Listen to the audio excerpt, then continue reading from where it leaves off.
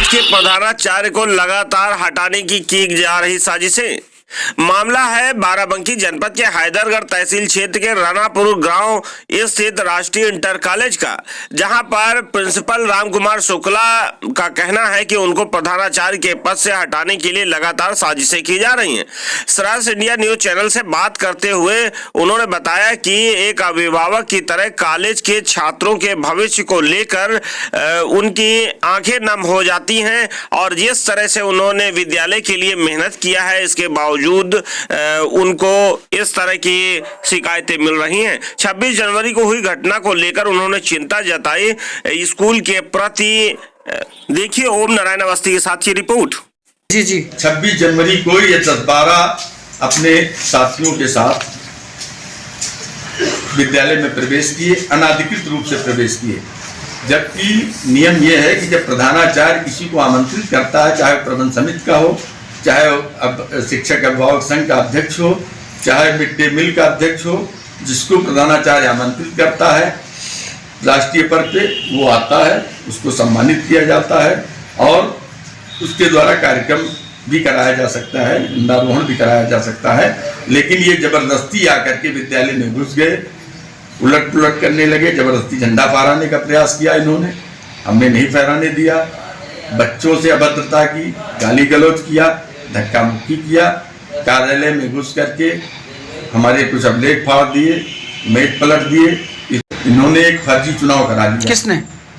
श्री सुनील कुमार सिंह तथा कथित प्रबंधक, जिसमें इन्होंने 38 नए मेंबर अपने सगे संबंधियों को बना करके एक नया कमेटी का गठन करके ये एन केन प्रकार माननीय उच्च न्यायालय को भी गुमराह करते हुए, विभाग को गुमराह करते हुए ये प्रबंधक पद पर आसीन हुए।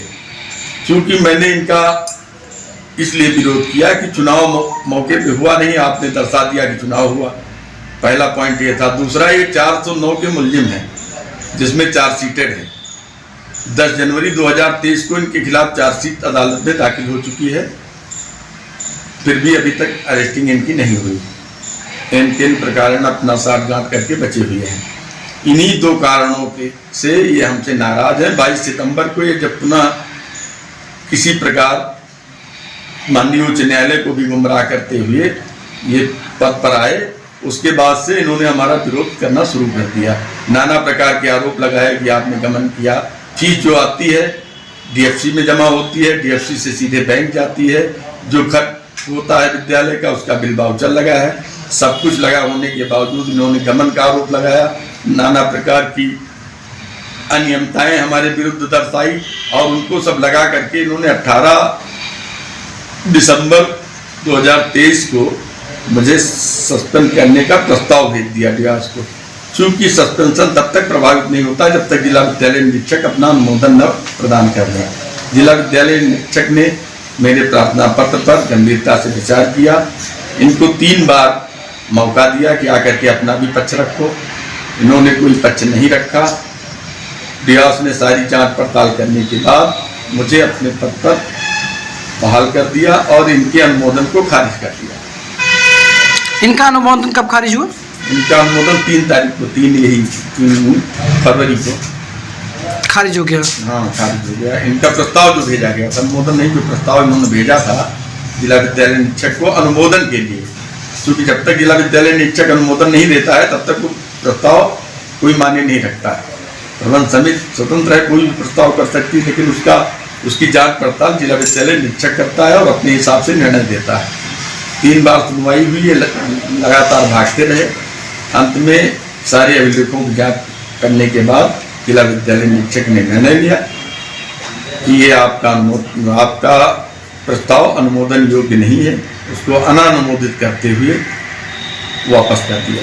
वापस ले आए होंगे इतनी बड़ी भीड़ लेकर के, आपने उनको इनवाइट भी नहीं किया और उसके बाद इतनी बड़ी भीड़ लेकर के अचानक विद्यालय परिसर में आने अनाधिकृत रूप से, जैसा कि आपका आरोप है कि अनाधिकृत रूप से उन्होंने प्रवेश किया, क्या आशय रहा होगा उनका? उनका आशय यही रहा कि विद्यालय में अराजकता फैलाई जाए और ये कहा जाए कि ये प्रधानाचार्य नहीं है।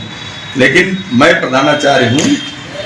आप कब से प्रधानाचार्य के पद पर आसीन है इस विद्यालय में? 1 जुलाई 2010 से मैं प्रधानाचार्य के पद पर हूँ। 2011 के बैच का मैं चयन बोर्ड का चयनित प्रधानाचार्य हूँ।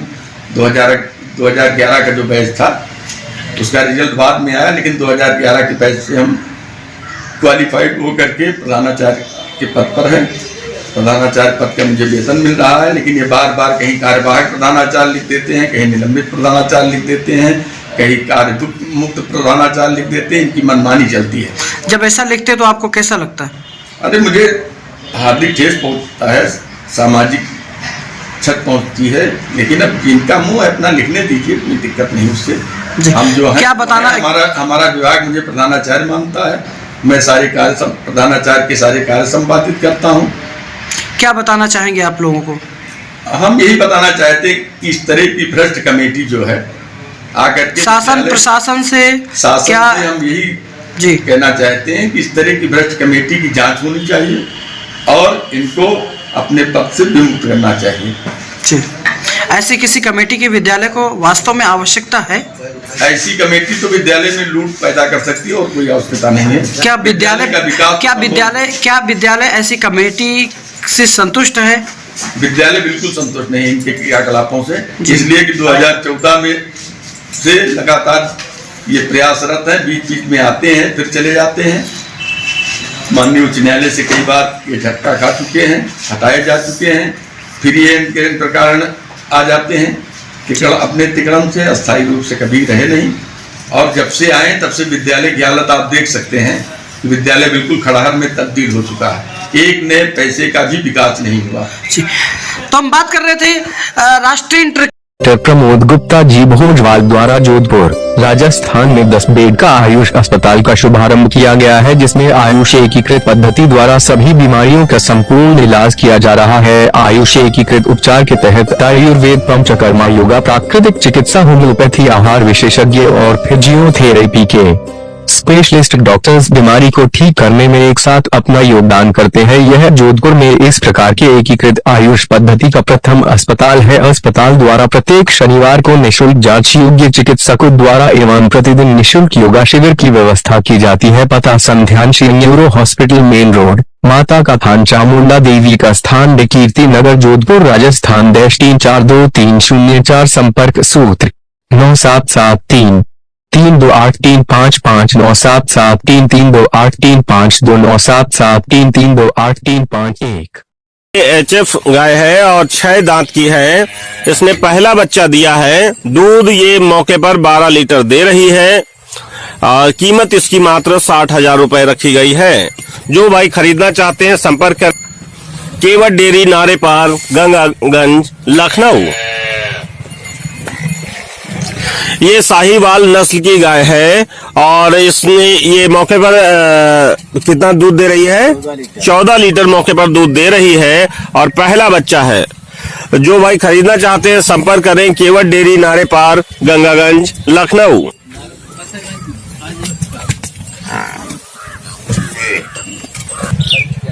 ये साहिवाल नस्ल की गाय है और इसने पहला बच्चा दिया है। मौके पर ये 6 लीटर दूध दे रही है। कीमत इसकी मात्र 25,000 रुपए रखी गई है। जो भाई खरीदना चाहते हैं संपर्क करें केवट डेयरी, नारे पार, गंगागंज, लखनऊ। ये हरियाणवी नस्ल की भैंस है और पहला बच्चा है इसका। दूध ये मौके पर 8 लीटर दे रही है।